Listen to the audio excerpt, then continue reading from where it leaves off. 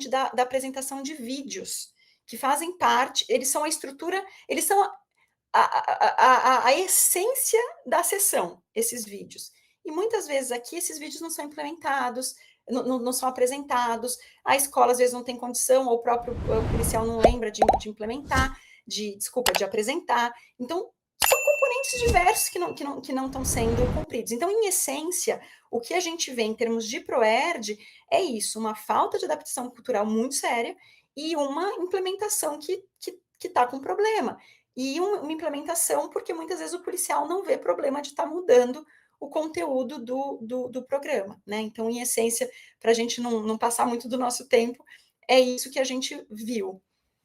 Não, fantástico.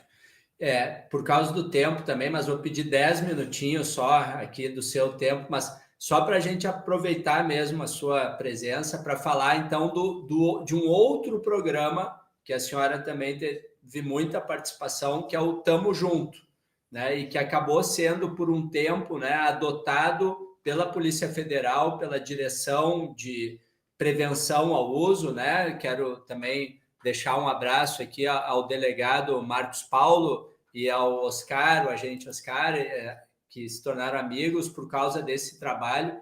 Como é que foi esse trabalho? Porque foram 3 experimentos, acho que ele é exatamente esse outro caminho de uma adaptação penosa de mais de 10 anos até se chegar num resultado, né? Se a senhora puder contar um pouco isso, que é uma história fantástica e um bom exemplo, né, que a gente poderia também seguir nas escolas e nos governos.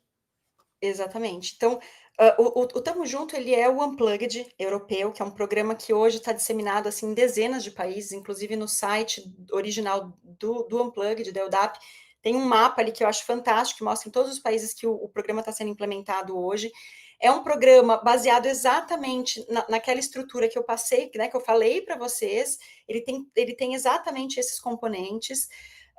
E o que ele visa? Né? Ele visa aumentar habilidades de vida, aumentar a informação sobre drogas e desfazer as crenças normativas errôneas para reduzir o uso de substâncias.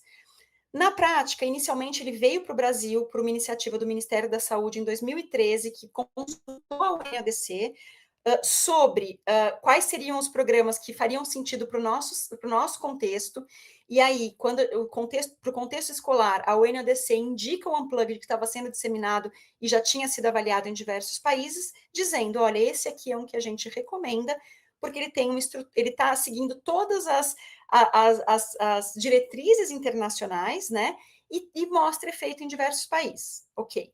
Ele chega no Brasil em 2013, ele é implementado, o nosso primeiro experimento é feito com a versão original dele, com uma limitação que a gente chama de um estudo quase experimental, porque a gente não teve tempo, não conseguiu, dentro da lógica da disseminação que vinha do governo, de fazer uma randomização. Então, essa primeira versão foi avaliada, está publicada, e ela mostra os resultados, eles são resultados muito promissores, porque eles já mostram um efeito em BIND, tá? Então, e em maconha, mas não são efeitos gigantescos, é importante falar isso. São efeitos pequenos, mas que já aparecem ali. Diante disso, o governo fala, bom, vamos seguir com esse programa, já tem ali uma evidência de que talvez, né, em sendo adaptados, ele mostre efeitos mais fortes. E aí ele foi adaptado em 2014, e nessa adaptação, diversos componentes estruturais, conteúdos que são considerados core, né, que são os conteúdos essenciais que não podem ser alterados, no âmbito do álcool, eles foram. Então, o programa era um programa focado em não uso de álcool para adolescentes, que a gente chamaria de abstinência do uso para adolescentes, tá? E ele passou, todos os componentes de não uso foram retirados e foram substituídos por componentes de redução de danos, ou seja, de um uso que, se existisse, ele deveria ser feito com menor risco, tá? Então, um uso em menor quantidade, enfim, as estratégias em que, em havendo uso, ele deveria ser feito com menor risco. Mudou esse componente significativamente. Então, a aula de álcool, ela muda, as perguntas sobre álcool, qualquer item de álcool que surgisse é alterado. Aí a gente faz a avaliação desse programa. Na época, a gente realmente não tinha percepção de que era este o problema do resultado que veio depois. Então, assim, foi uma avaliação depois retrospectiva do que tinha mudado para justificar o problema. Então, o que a gente encontrou?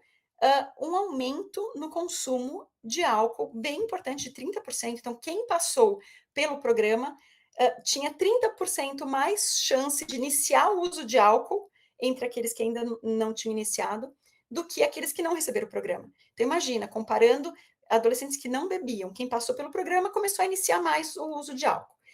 E aí a gente depois, a posteriori, descobriu o que tinha sido alterado. E aí, com mudanças e tudo mais, o governo fala, gente, vamos voltar para a versão original e fazer um ensaio, uma implementação bem adequada do original para a gente ver onde está o problema. Quando esse original, só traduzido, é implementado, de novo, e aí avaliado no ensaio controlado randomizado e tudo mais, o que a gente encontra? Uma redução de 22% na iniciação do uso de álcool entre adolescentes. Só dizendo que para esses dois experimentos, a versão 1 e a versão 2 do Tamo Junto, que aí ele já vira, ele deixa de ser unplugged, ele passa a ser Tamo Junto, versão 1 e versão 2. Na versão 1 e na 2, a gente tem efeito em bullying, tá? Também, além do efeito em álcool. E por que a gente insiste muito no álcool? Porque a prevalência do uso das outras drogas é muito baixa no Brasil, né? A gente fala de maconha, de não sei o quê, de crack, mas na verdade, entre os adolescentes nessa faixa etária de 13 anos, o consumo de maconha é muito baixo. O que eles estão fazendo? Eles estão bebendo muito, tá? Então, o que a gente quer aos 13 anos é que eles reduzam o uso de álcool deles, porque reduzindo esse uso, a iniciação do álcool, quando eu retardo a iniciação do álcool, eu reduzo o consumo de maconha no futuro. Então, reduzir álcool precocemente reduz maconha e outras substâncias no futuro, tá? E aí, então, a trajetória inteira é essa. E só para concluir e falar da Polícia Federal, o que a gente tem? Exatamente um processo de informação, então, eles passaram a ser expostos, né, à informação no campo da ciência da prevenção, foram formados na área de ciência da prevenção, passam a entender o que pode e o que não pode, e notam que o que eles estavam fazendo até então era um modelo efetivamente que não funciona, era um modelo que era iatrogênico, né? Um modelo de palestras terroristas e tudo mais. E aí, neste contexto, eles têm a iniciativa de sair, para sair disso,